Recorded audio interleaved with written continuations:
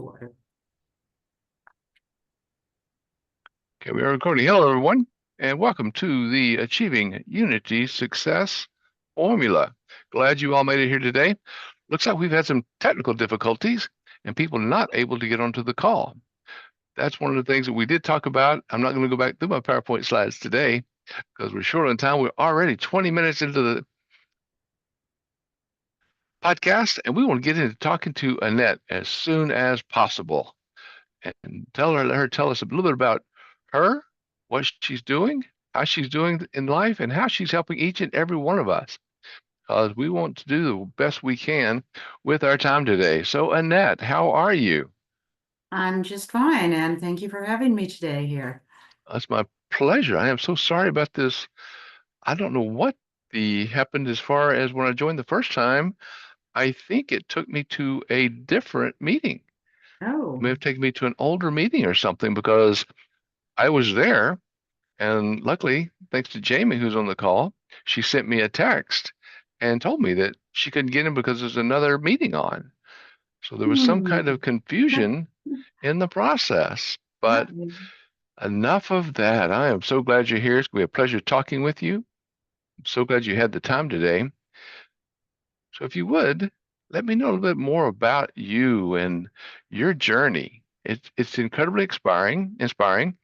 Not going to get the chance to go back and give you your full introduction, but tell us about overcoming the challenges to mentoring a female college football coach. Wow, what a challenge from where you were to doing that. And maybe you could share a pivotal moment that kind of shaped your maybe I can't, but I will philosophy. okay. Annette Wilson, please. Well, growing up, I grew up in a you can't atmosphere. No matter what it was that I wanted to do or decided I was going to do or whatever, I was told you can't. You can't because you're not smart enough, or you're not big enough, or you're not tall enough, or you're not strong enough, or whatever. It didn't really matter. If I wanted to do it, I was told you can't. And so I just grew up with that kind of mentality for myself that I could not achieve at anything. I was never going to be good enough. I was never going to be able to do anything. And sure enough, aside from actually graduating from high school, I certainly could have done better, but at least I graduated. Um, I never did reach the potential that I could have done at that point. I wanted to be an English teacher, but of course I couldn't because I was told I couldn't. Um, I ended up getting married and was told I would fail at that too, and I did. uh, I had two little boys, and I decided I was not going to fail at that. I was that was something that I was not going to fail at. I was told I would. I was told I was never going to be successful at raising those boys, but I was going to do that. I was going to be successful with them. And so I went and I enrolled at the college before I told anybody I was going to do it, because I was afraid that if I told anybody I was going to go to college, they would convince me that I couldn't do it. And sure enough, as soon as I said that I was going to do that or that I had done that, they laughed at me and they said, "You can't do that. You're not smart enough to do that. And now with two kids, how do you think you're going to do that? You're working, there you are at Del Taco working and you're raising kids and you know, all you have is this little high school education. And how are you going to do something like that?" And I looked at them and I said, "Well, you know what? Maybe I can't, but I will." Beautiful. And they looked at me and just laughed and they said, "Well, fine. Go ahead if you think you can do that. But all you have to do is just pass. You don't have to get good grades. You don't have to get honors or straight A's or anything like that. All you have to do is pass." And, I said, "I'm going to become an English teacher. That's something I've always wanted to do. And if I'm going to raise these kids, I have to be able to do something. I have to be able to support them." And you're never going to be successful. You're never going to be able to do that. And I said, "Well, maybe I can't, but I will." And again, they said, "Well, all you have to do is just pass. You don't have to get honors or anything like that." And I says, "Well, maybe I can't, but I will." And I was the first one in my family to graduate with honors. Congratulations. Wow. And then I was hired at San Bernardino High School. Talk about inner city. If you think of the stereotypical inner city high school, gangs and the whole business, well, you can imagine what they said about that. You can't do that. They're going to chew you up and spit you out. There's no way you can do that. You know, by this time I was nearing middle age. I was in my 30s, and they're a middle-aged white woman there in that school. There's no way you're going to make it there. And I looked at them and I said, "Oh, maybe I can't, but I will." That was the best 20 years of my life.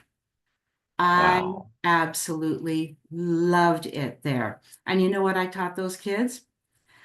I was told that all they needed was somebody to tell them that they can. And I said, "Are you kidding me? They've been told they can't by the people most important in their lives.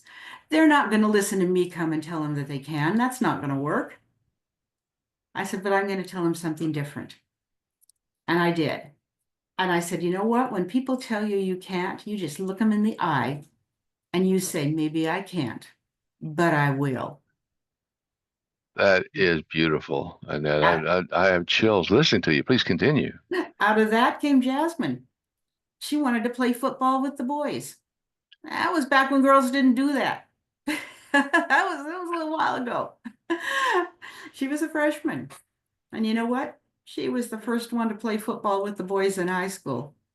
Wow. And last year, she was hired as the first female head coach of a college football team.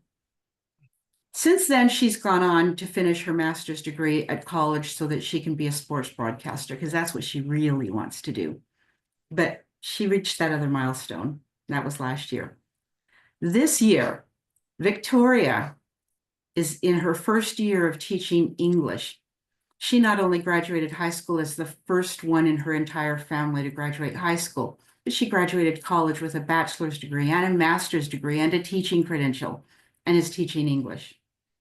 And then there's Christian, who's currently working on his PhD. So these are kids who first ones in their family not only to graduate high school, but to move on to achieve these goals. Because even though people said maybe you can't, they said, "But I will." And they did. And there's a lot of other stories, of course. Those are just three. But that's what our motto is at U Life Skills and Leadership. It's Uh, maybe I can't, but I will. Because there is that you have to acknowledge, fine, maybe I can't, but that's not going to stop me. There's always that possibility that I'm going to fail, but that's not going to stop me. That's what has stopped too many people, the possibility that they might fail. I might fail, so I'm not going to do it. I'm not going to try. We can't let that stop us. Maybe I can't, but I'm still going to get myself in there and I'm still going to try, because you know what? If I try, I will. Maybe not the first time, maybe not the second time, but I will. and that's situations too. And I love your story. That is what we all need to hear. And that's bringing us down in so many ways because of culture. But Mhm, what you mentioned earlier, even if people try and they may not make the highest goal, but they've mhm. still made a higher goal Absolutely. because they're getting to that level and higher and higher. And if they don't make it to that highest, they can Hmm. still try again. Once they get Hmm. to a certain level, they get so far, and then they can do the next step and the next Absolutely. step. Absolutely. And at least And maybe they found out what didn't work, and so they can try something else. and touching back on what you're saying about people telling you that you can't do that, is that a culture? Is that a learning of from the people that are saying that? Oh yeah. Yeah, it is. In a lot of in some cultures, you've got parents who are seeing their kids get smarter than them, Oh, I achieve hadn't thought more about than that. them, and then they're afraid they won't respect me. And so there's that aspect of it. But then there's even more the aspect from society. You can't do that because of your skin color. You can't do that because of the neighborhood you live in. You can't do that because of the school you went to. You can't do that um, because you're here illegally. Your parents brought you here when you were 2 years old. Who cares that you've been here for 16 years of your life? You can't do it. So they've grown up with this mentality of you can't. That's just how they've grown up. They don't And know any other way because nobody's and, told them there is another way. and as you're saying, there's people who just because of how they were raised, their culture, their learning, they don't know any better. And that's where I see most of the struggles in my coaching.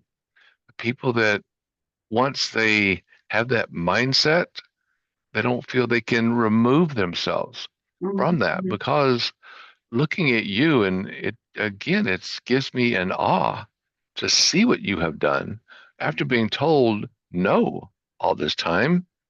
You said, yes, I can. That moving that forward, which too many of us, and I've been there also, mhm, we just think that, oh, I can't do that. And we mhm. don't try. But you Right. bringing out that process, that statement, that quote, I Mhm, will, I mhm, will try. mhm. Right. And for whatever reason it may have been there yesterday, we can take that reason away for tomorrow and Right. grow that forward, right? Well, you have to find a different place in the brain that hasn't been filled up with can't, because can't is already lodged in there. I mean, it's got its place in there and it's firm and it's lodged, but will it still can find a place. Can the will override that part of the brain as you're talking about? Mhm, Because just because that can't is there, it could be a can't was there, mhm. and that will Oh, can yeah, replace it. absolutely. Absolutely. If you have more success using the will, in other words, but I will, and then it happens, and I will, and then it happens, and I will, then that will keeps growing and it gets bigger. And it overrides all of those times. You go back and you say, what were the things that I couldn't do? Well, you said I couldn't teach English, but I did. So that doesn't count anymore. You said I couldn't be successful at marriage. Well, I've been married now for 28 years. Congratulations, that's Well, awesome. that Yeah, didn't, that one doesn't count anymore. You said I wouldn't be successful at parenting. Well, I've got these two amazing young men. Well, I guess that one doesn't count anymore. And so you start to see these things that you said, well, I will, and I did. And they're the things that you said I couldn't. So those don't count anymore. So yeah, and definitely. and in those cases, do they come up with something else that okay, you did that, but you can't do this, you can't do the next step, you can't do. That's a funny one.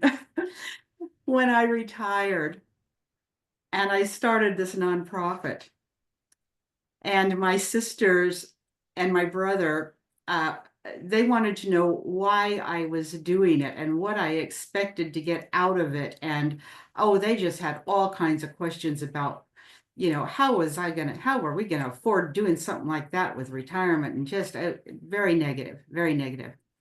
And I said, well, you know what? It's not really about money. It's about this is something we feel called to do. And this is something that we are doing because it's important to us. And my sister said, "Oh, so it's your little retirement project." And I said, "Sure, we'll go with that." We'll go with that. And sometimes that is you just want to say, well, whatever makes you happy. That's, Right, right. I'm Last year not when we going to went let to it. Tanzania, and then when we've been invited back, and with when we've had the progress that we've had and done the things that we've done, of course um they've changed their tune a bit.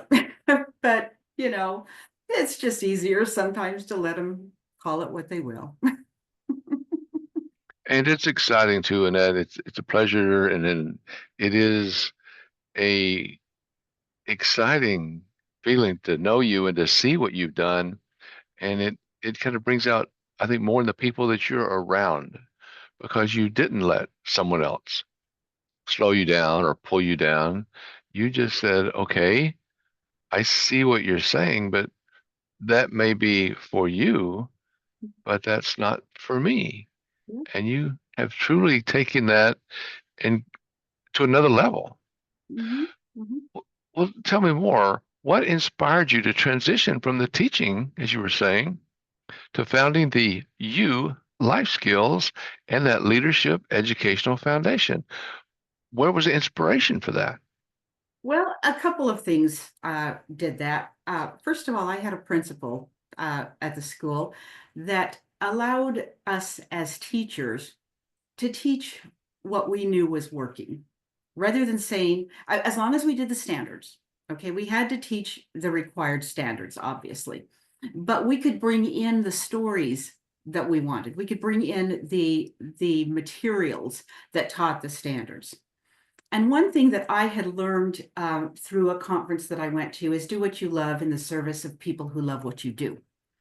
Well, I loved teaching English and I loved teaching teenagers, but teenagers didn't love learning English. So we had a little disconnect there, a little problem. And so I had to find some way to make teenagers love learning English. And the only way to do that was to find out what teenagers love. Well, teenagers love themselves. Pretty amazing. They love learning about themselves. They love talking about themselves. Teenagers love themselves. And so I thought, well, I can teach teenagers about themselves. And I created an identity-based English class. And I started teaching teenagers who they are.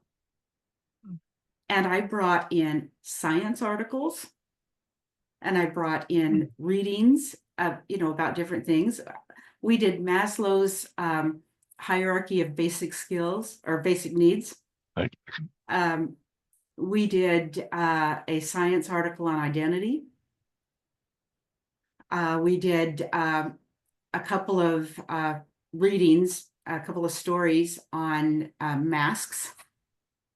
Mask of the Red Death by Edgar Allan Poe, another one on masks, Dressing Up for the Carnival by Carol Shields, that we analyzed, analysis of literature. We did all of the English standards. These kids were analyzing literature, they were writing essays, they were transferring over what masks do I wear. Tell me about the mask that you wear. Help me with the audience. You talk about wearing a mask. What does that mean? Okay, well, when we read Dressing Up for the Carnival, well, the first thing we talked about is what do you think about when you dress up for a carnival? Well, a carnival is, a place that you go on rides and all that kind of stuff. But then as they read it, all of these people were really dressing up to go out to work, to go out to their daily activities. And you had one person who, uh, these were vignettes of different people. And you had one person who, uh, when you started looking at her, she was just your little ho-hum sort of person. But as she looked at what she was going to wear for the day, and she analyzed her dress and what she was going to wear and how she would feel as she wore this outfit. Her outfit was her mask. And how she wore that outfit was how she would feel and how she would act and how she would become who she wanted to become that day. And then you had another person um, that it was kind of interesting. He was in a go nowhere sort of job. and he was on his lunch break, and he went into a store intending to buy an apple, and he bought a mango. And it talks about how he talked about this mango. And as he thought about the mango, he thought about going and doing the cha cha cha and, all of these different things surrounding the mango. And in this case, the mango was his mask. And so it talks about not just masks that we wear on our face, but what are these things that we have that change us, that make us who we are, or that we do to hide ourselves, just different, different aspects of us. And we Mhm. talked about, are there masks that we wear because we have to wear them because they protect us? Or are there masks that we choose to wear just because we want to be somebody else? Maybe, and in one case, there was a little girl who put on her brother's helmet, his football helmet. And while that helmet was on her, she was the star football player. So do we wear masks because we want to try to be like someone else? Do we lose our authenticity in trying to become like somebody else? And so there was this analysis going on. I mean, deep analysis of the story. Um, so we really did some serious uh, English work while they were analyzing themselves. That's And they, very boy, they got into it. that's very interesting. And as you were talking about that, as you kind of talk about that mask, the mask maybe changes our current attitude, Mhm. perhaps. Absolutely. Absolutely. And it changes our authenticity. We have to ask ourselves, how authentic am I? And so that's something that we got into was authenticity. We got into peer pressure. We got into all of those. That's where we got into self-leadership. Mhm. I love what you're talking about because I do this some with relationships and how people have grown through different relationships in different situations from the time they were young to the time they get out of high school, get married. And I think all of us, I should say all of us, a lot of us have been through marriages that have failed. I don't think it was your fault though, Annette. I'm going to bet that it wasn't. But the things that happen that they end, and then what mask that we're wearing at that time, what attitude has changed from those other relationships, and then what mask or attitude that we take from that point forward. Right. Well, one thing that this has done is adults, well, I took this into the pandemic with my kids, with my students. And it was really funny because during the pandemic, most of the kids, I don't know how much you heard about students during the pandemic, most of them did nothing. Okay. That learning stopped during the pandemic. Not for my kids. I'm very proud of it because they were interested in what they were doing. My students kept learning. They kept doing their stuff. And that's when I decided to retire afterwards because I only had 1 year of teaching left anyway. So I thought rather than go back to the classroom, I was going to retire and take this out to the world. Okay, take Wow. this out to others. But you know what? Adults started asking for a program. They're going, hey, Is you that know right? what? Yeah, but they needed something a little different than what the kids were getting. And so what I started was a Know Yourself program. It's a 3-part program. And what we use, and this is what you were kind of talking about. Okay, can you kind of see that? Yes. Okay, it's like a target. If you were playing darts, if you were shooting darts, you would have this target. And you were talking about the outer ring of the target. And that's your peripheral identity. Okay? And Okay. that's what you're talking about, how everything that has happened to us throughout our life is basically what has created who we are today. And it just is.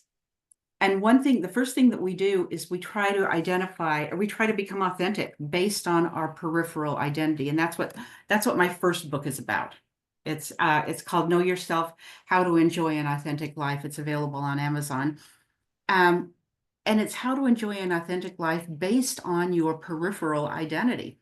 Even though you have all of these other things that have created who you are, you can still be authentic. Absolutely. And then you get the second part here, which is the second ring in the middle, where you're getting closer to the center, which is really where you want to be if you're playing darts, right? And that's where you get your personality. That's a little closer to the center. And we use Taking Flight with disc. And so that's where you find out what your personality style is. And what we do is we use birds. Okay. If you think of the personality of an eagle, or you think of a personality of a parrot, or you think of the personality of a dove, or you think of the personality of an owl. Okay. If you just think of the birds, you can figure out the personalities, right? Okay. Our perception of their personality, Yeah, correct? exactly. Yeah. I mean, think of an eagle. An eagle is going to go for what he wants. Okay. He knows what he wants. He's going to go get it. That's just what an eagle does. Okay. Now, we know a dove. Doves are sensitive and they're caring and they're loving and all that kind of stuff. These are just things we think of when we think of those birds. Well, that's what we do. We do a personality analysis, and you're not just one of them, you're a combination. Okay. And so based on that, we now say, let's look at your authenticity. How authentic are you to your personality? But we're not ignoring your peripheral identity, because now you've got to connect your peripheral identity with your personality. That's a little bit harder to do. You know, It sounds like it. when I'm using my personality, am I still acknowledging my peripheral identity? So that's, am I really being authentic? Or am I saying I'm only going to be authentic when I'm with these people, but I'm not going to be authentic when I'm with these people? Well, then to challenge you maybe there, a little bit right there is if any of us are one way with certain people and a different way with other people, is that truly authentic? What No, does it isn't. authentic mean? That's what we learn, how to be authentic at all times. And we can. For example, if I'm a dove, which I'm a dove owl, okay, and my boys, one is an eagle parrot and the other is an eagle owl. I have had to learn how to interact with them. Okay. And I interact with each of them differently. My husband is an owl dove, which is opposite from me. So, see, I have to interact differently with all three of them if I'm going to be authentic. It doesn't mean I'm changing who I am. It means that as a dove owl, I'm going to act like a dove owl. And I'm going to do what I need to do in different ways with each of them. So I'm not going to change who I am. I'm just going to be who I am in accordance with what they need. As a teacher, just to give you an example, let's say I'm in a classroom, knowing that I'm a dove owl, and I've got a parrot in my classroom. Now you can imagine what's going on with that parrot.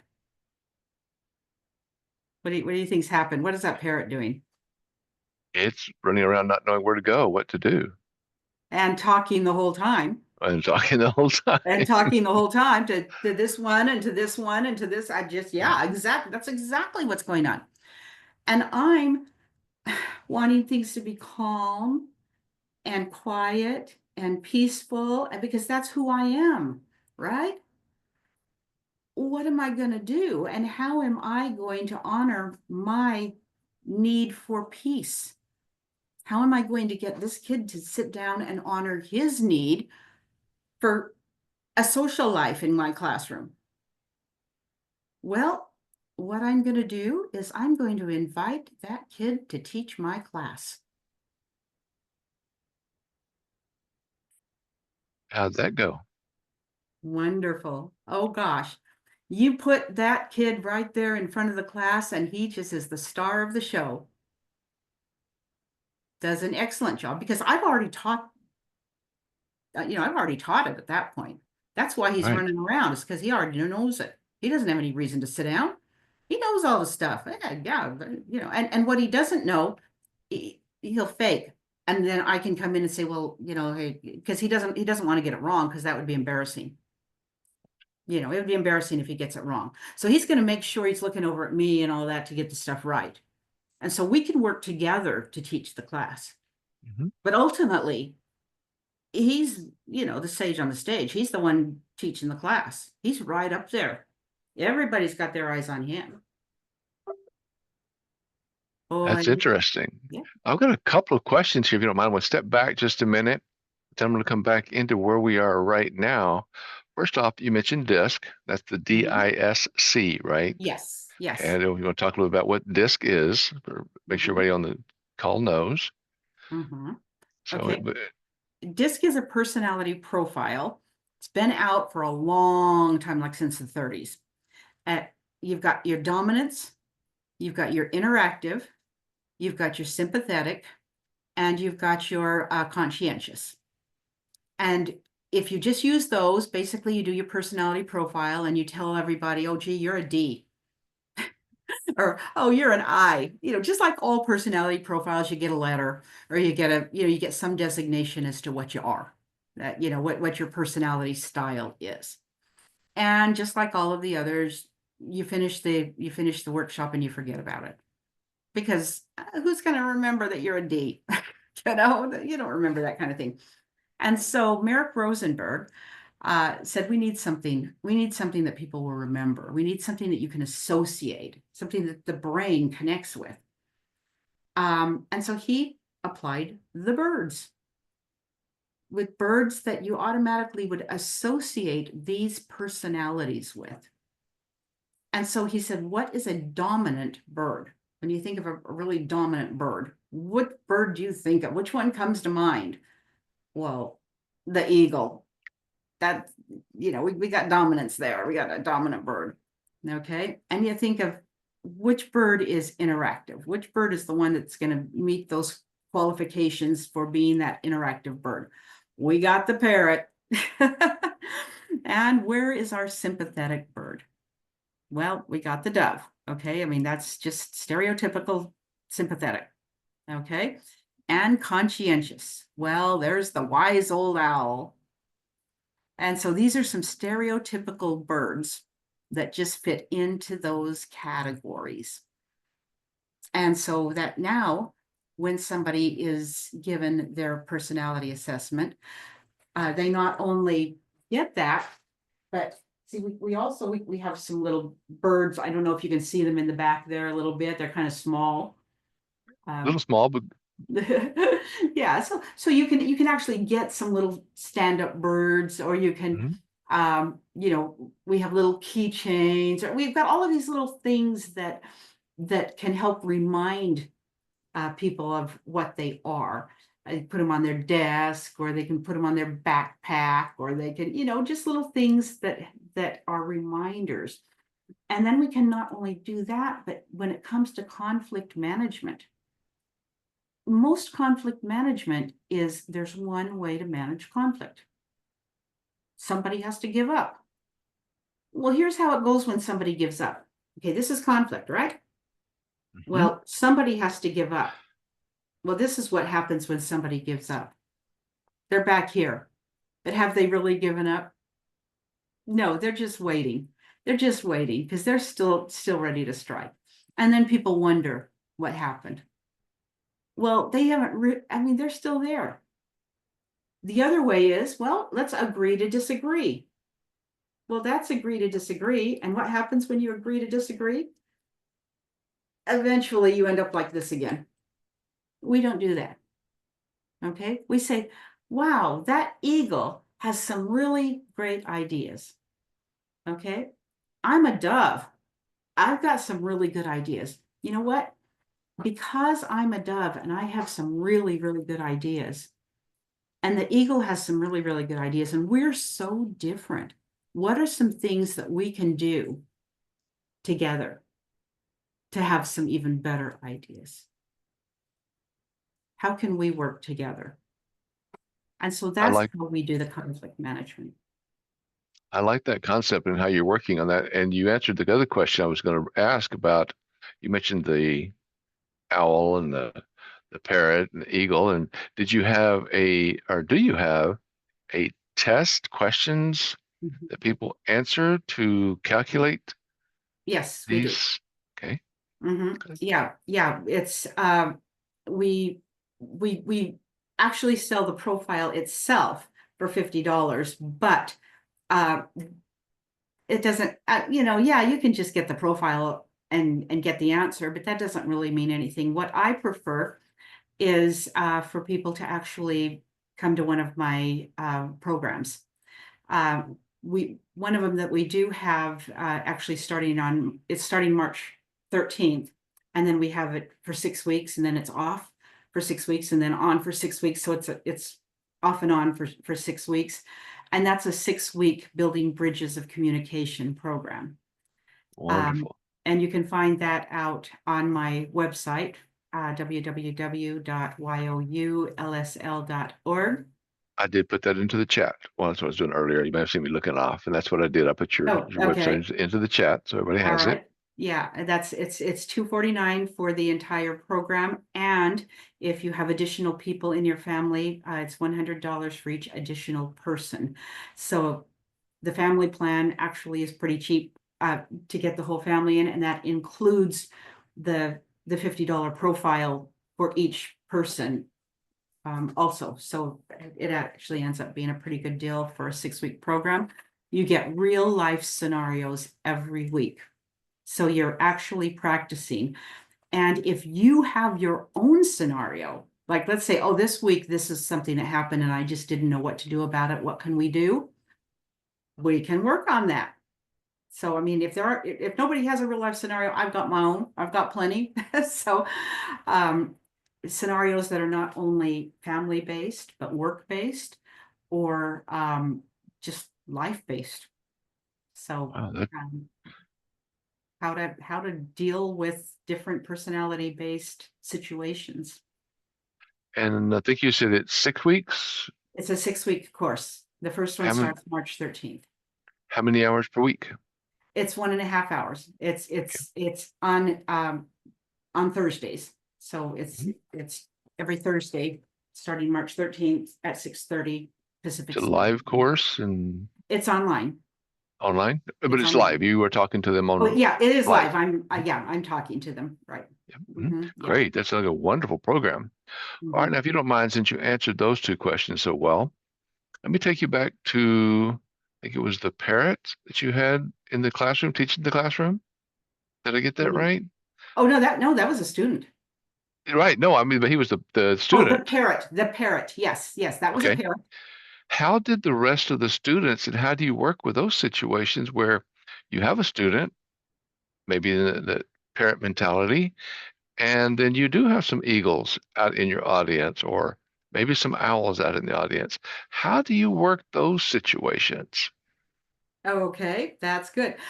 Um, Eagles get in, get out. They want it done fast. They don't want a ton of explanations. Basically, with an eagle, they want to be the boss. They're very dominant.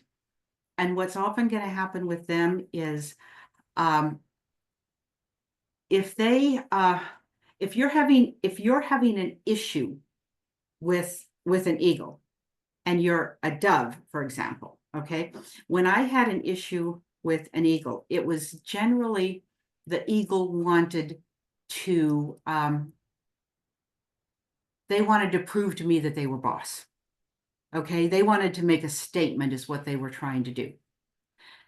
Best thing to do with them is give them some type of responsibility. It doesn't have to be a big thing. Give them some type of responsibility. When we talk Here, about that, can I have you, while I get things started, can I have you go ahead and take attendance? take attendance. Yeah, for the student, hand your attendance over. Can you go ahead and take attendance? if your school Oh, allows that. mm, Some schools won't allow a student to do that. okay. This is you Or, talking to the student. yeah, yeah. Okay. Or, hey, you know what? We're going to be using this handout today for class today. Would you mind going ahead and passing that around to everybody while I get attendance? In other words, use that student for some type of responsibility. Make that student your assistant, not necessarily a teacher of the class, because they don't necessarily want to be out front, but Right. make them your assistant. They want to be in charge. Mm. Okay, that's what the eagle wants. They want to be in charge. And I mean, and they don't want you to be the boss. They want to be the boss, and they're going to cause you problems until you let them know that they at least have some degree of responsibility. They don't have to have I it all, like but what they you're want some. I like what you're saying. Now we are at the time that this should have ended. Do you have a few more minutes, Annette? We Right? can Yeah, continue.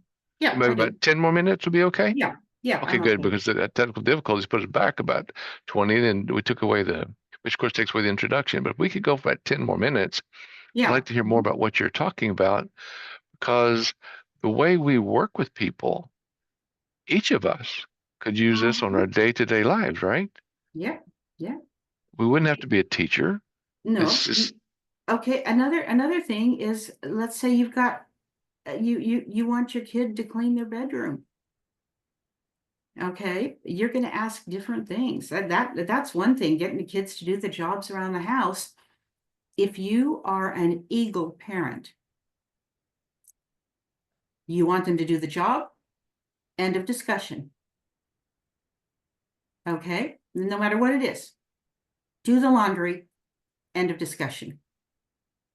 Well, we got a problem there in most cases. Okay, if you've got an eagle child, not a problem. Do the laundry. Okay. If you've got a parrot child, you got a real problem, because that parrot has a million other things to do, and that laundry is not going to get done. You better make a game. You better make a game out of it. You better make something, some reason why that parrot is going to have fun doing that laundry. that makes so much sense. That, of course, I can see myself back in those days. And I think you talk about there's some parrot eagle mixes.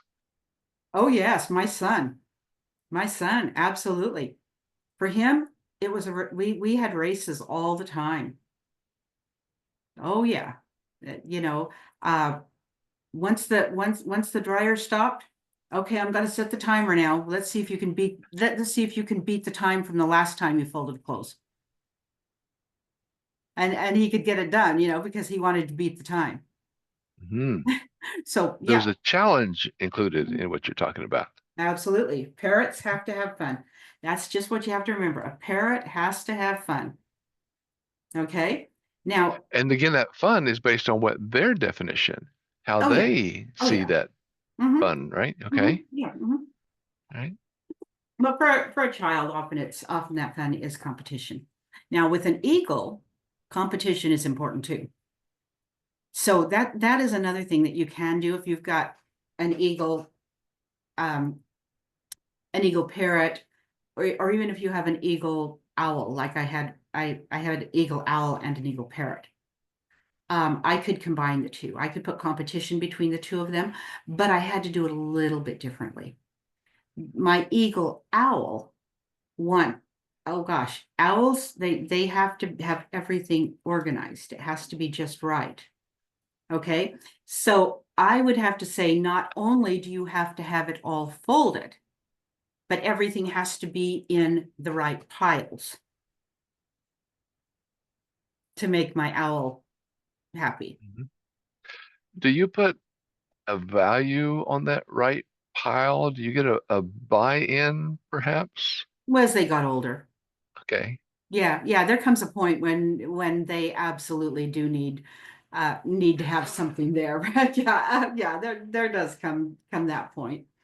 Yeah, I Um, love what you do. This is very interesting to hear and think about. Of course, being a coach, I get to talk to a lot of people.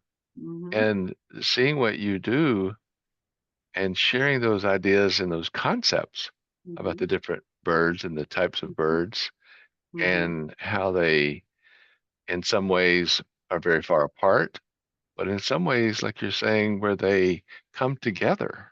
Absolutely. Well, imagine a, a typical teenage situation, relationships, boyfriends, girlfriends.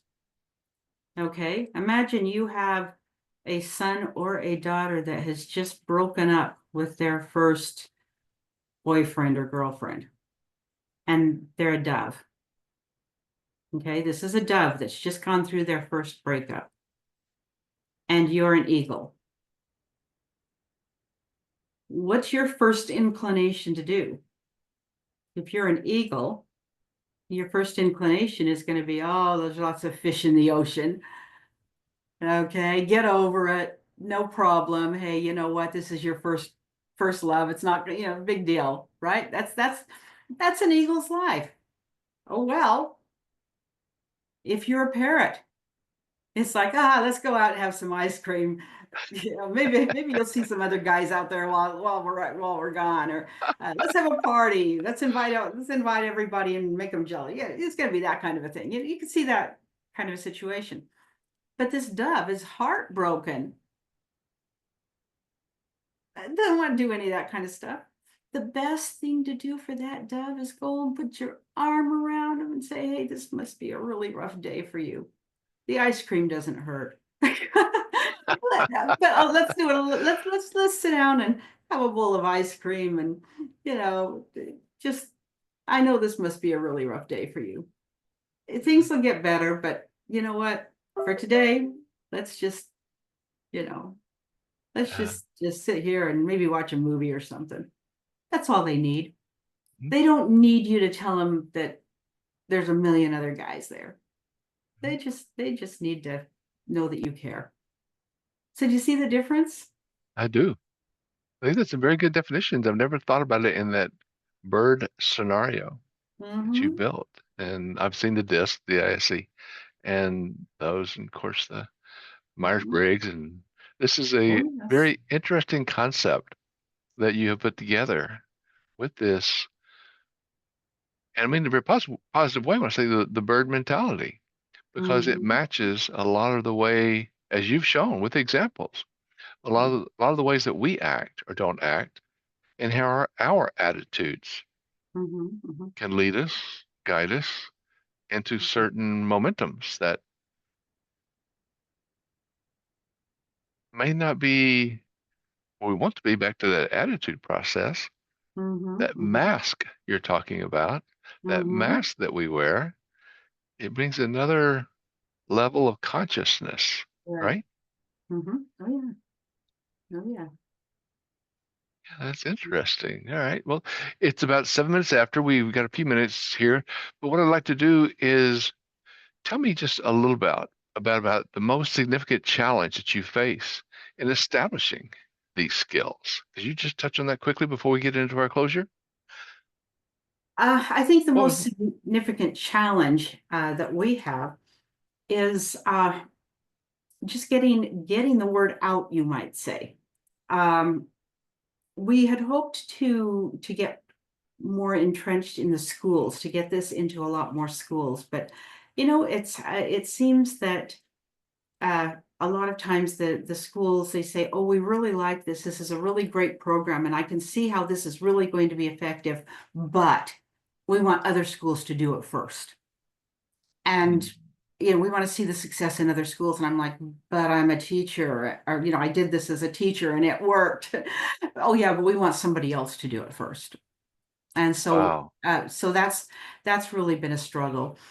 Doing independent programs, workshops, and things like that has been really, I guess, the most successful thing that we've been able to do. And so we may just continue doing workshops, which is I fun. think I think what you're doing is great. It's very strong in what you're doing, where you're going with the process, and Mm-hmm. helping, as I mentioned, that different type of understanding.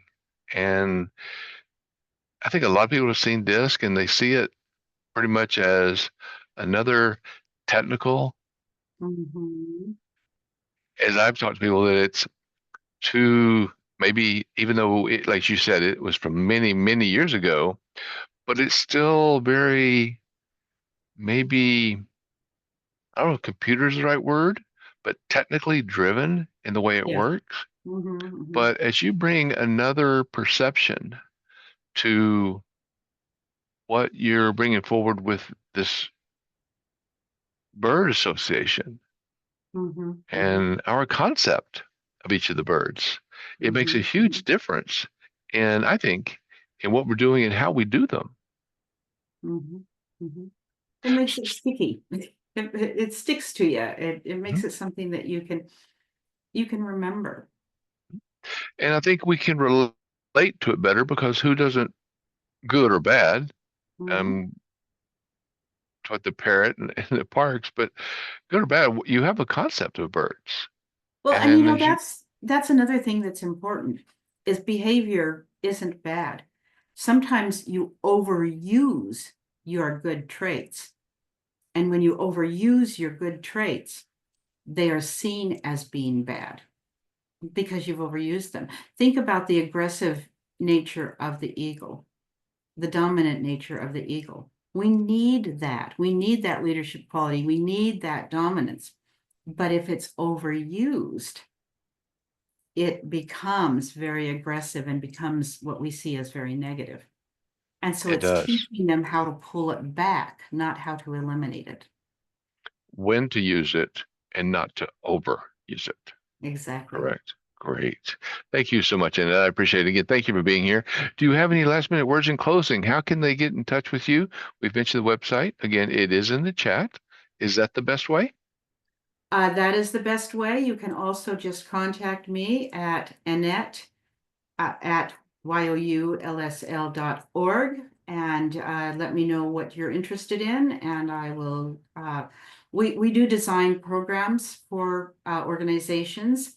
So if you let me know what along these lines you're interested in, I do speaking, uh, speaking engagements for, just let me know what it is you're interested in.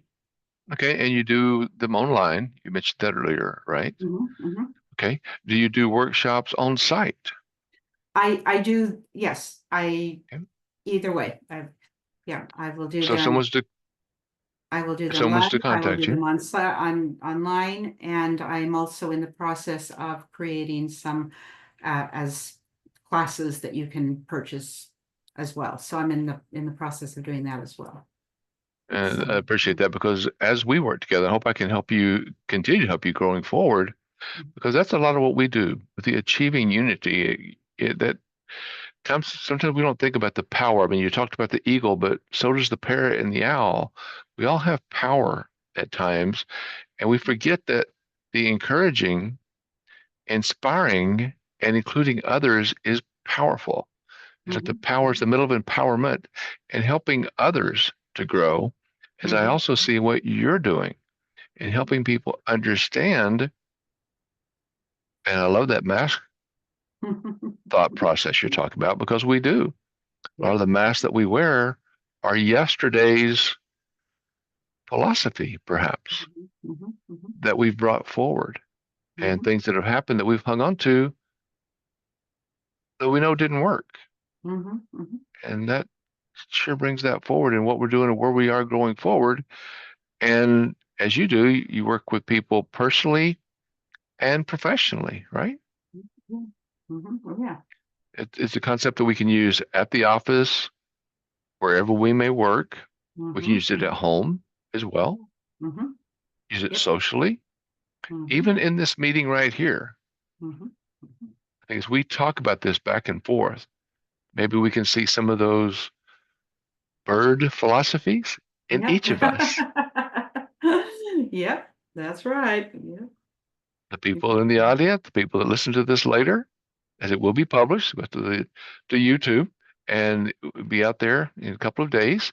Listen to this again, but to think about our spouses, our boss, our workmates, the people that we talk with often, the person at Mhm. the grocery store, Oh, yes. all around us, and Mhm. how the philosophy that you brought forward with us can truly help us grow forward Mhm. positively, right?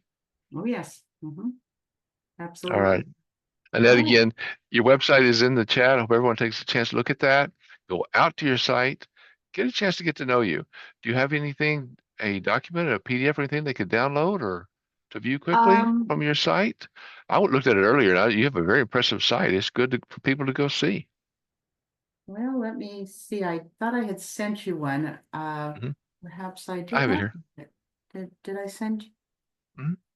did I not send that to I you? just didn't know if you had anything more that you want to add, just to that you send people to in what you do. Oh, But no, just what I had okay, sent you there. okay, yeah. If there's anything like a gift or anything for that, so okay. Oh, okay. And then Yeah. I didn't send you the gift. with technology, I hope you didn't and it didn't get lost. Oh, okay. Well, I can send that again. Okay. Or if you just have is it a URL you could put into the chat before we close? Well, I'll have to find it here. Okay. Well, that's what I can do. I can make Okay. it available if anyone calls in. I will know All right. that it's there That'll and be send them fine. on to you. Appreciate it Okay. again, Annette. Thank you so much for your time. Thank you for being here. It is all about achieving unity through that power of encouraging, inspiring, and including others, as we've talked about here, personally and professionally. Thank you so much. And then again, Annette, thank you. I'm sure I'll see you in more of the meetings as we go forward. Everyone else, I hope to see you here next week. Achieving Unity Success Formula. Enjoy your day. All right. Talk to you Thank later. you. Thank you. Cheers, everyone.